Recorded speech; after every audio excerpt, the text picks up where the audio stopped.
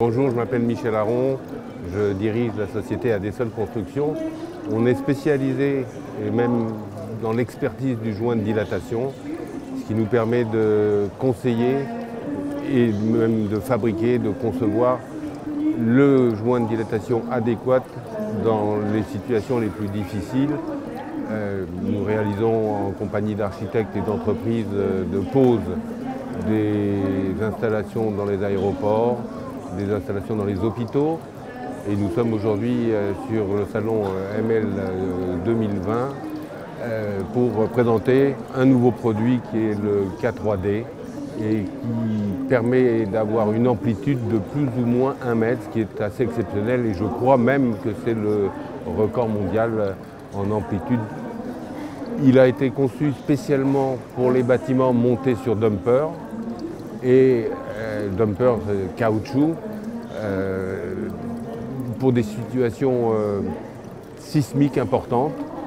Et il a été installé dans différentes constructions, que ce soit au Japon, que ce soit au Moyen-Orient. Voilà. On a un bureau d'études qui se situe en Italie et qui travaille bien sûr sur plan.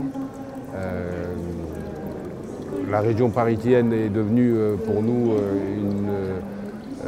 un chantier très important compte tenu du Grand Paris.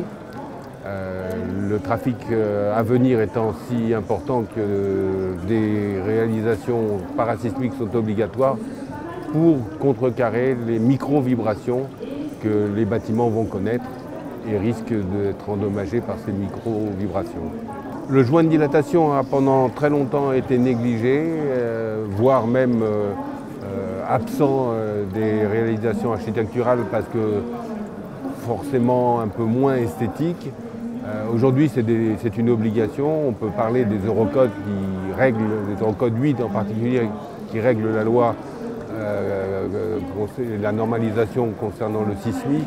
De plus en plus, tout est conçu en aménageant les joints de dilatation à l'origine, sur plan, et de moins en moins en fin de chantier, et de moins en moins donc en finition. Voilà. Donc on est quand même sur une amélioration et sur la prise de conscience de l'importance que sont les joints de dilatation dans une construction moderne.